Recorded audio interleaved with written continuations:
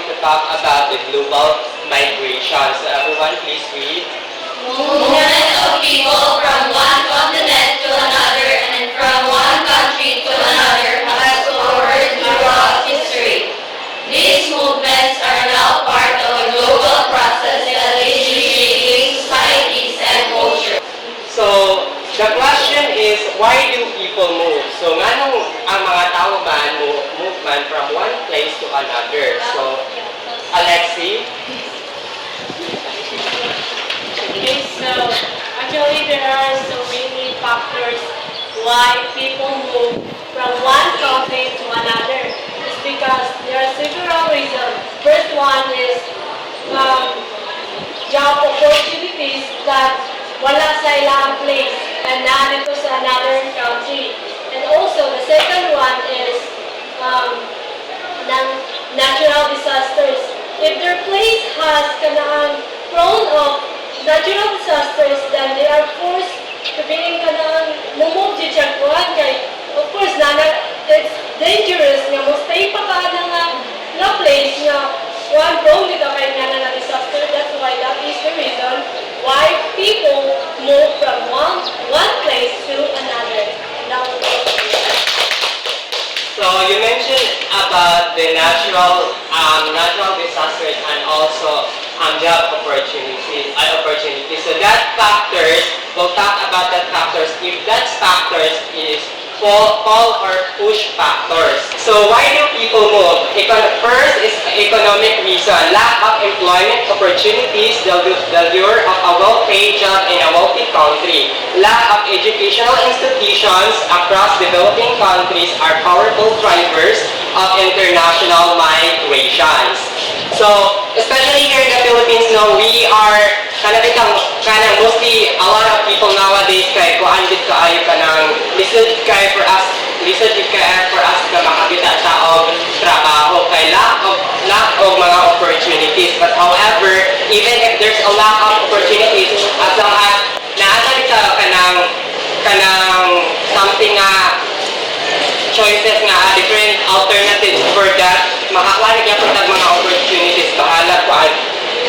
Pero kani siya mga reason mo din nakakuha cause na why most of the people kanang nag-migrate into one place to another. And of course, political reason. The unattractiveness of agricultural activities, disasters, lack of basic amenities, roads, electricity, portable water, and inadequate healthcare facilities. And industrial ventures in countries have also encouraged migration. So this is also one of the factors why a lot of people migrate in one place to another. For example, sa China is one of the country kanang noon nga kuan kita kanang China kay grabe na kaayo ang kuan nila mga like let's say for example kanilang facility when it comes to healthcare. So makuan gid nila dito kay daghan naman kay sila. Unlike here sa Philippines kay grabe kay lack of mga kuan sa healthcare muna ang mga tao ma-cause gini siya og kanang death rates which is ginatawag nato mortality. However, next is social reasons. Socially factors are things that affect someone's lifestyle. This could include wealth, religion, buying habits, education, level, family size, and structure, and population density. So this one also the reason or factors.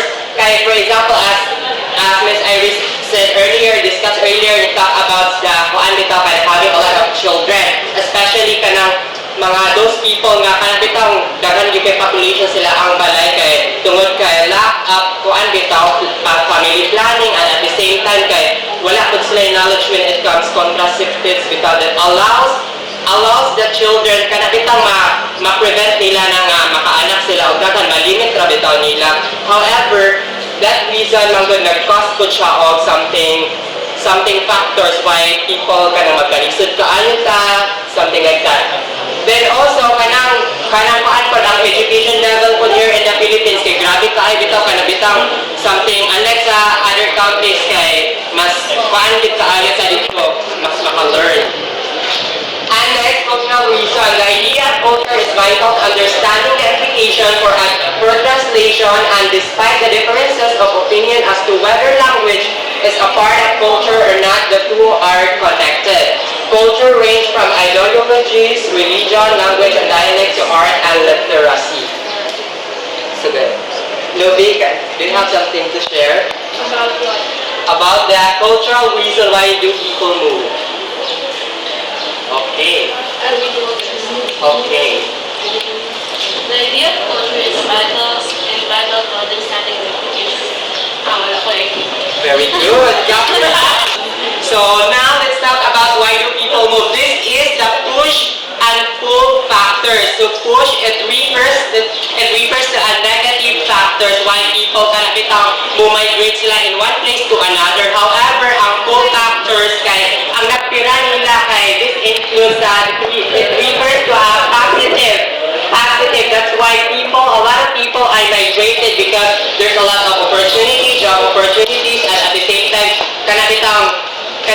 mubalan sila ng lugar, dahil silang mga resources na makuha or something like that, makapan sila ang pang-living na something.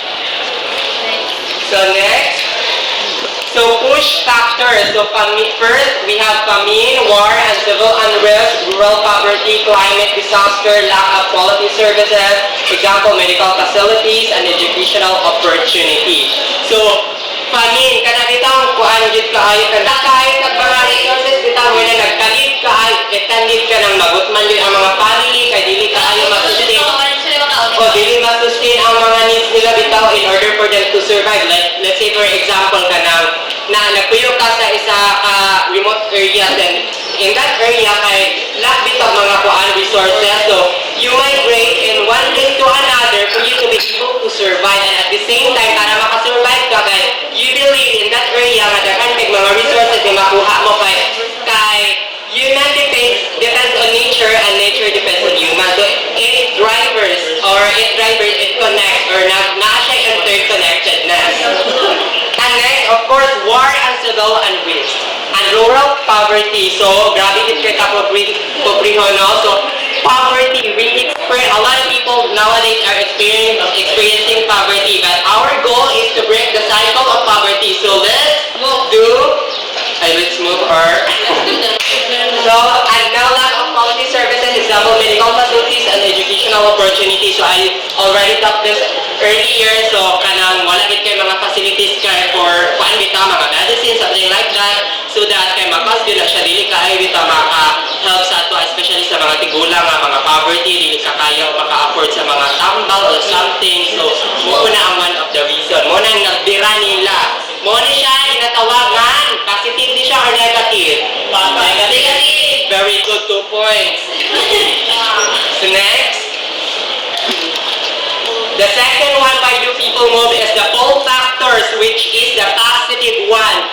First is employment opportunities. So people are migrated in one place to another because they believe that there is a lot of opportunities for them to be able to be hired or something, to access or to have a better livings and better standards of living, better access to services such as medical facilities, educational opportunities, and entertainment. So kung kanina nagtaptabat or nga kanang lack of kanang mga facilities when it comes medicine sa mga inana, however kani opposite ko siya kabaliktaran. So muna siya nag-tax na gid siya sa mga pull factors mo na reason nga gibira gid kanya para diri gid ka mobalhin kay maayo man ni siya or positive man ni siya, something like that.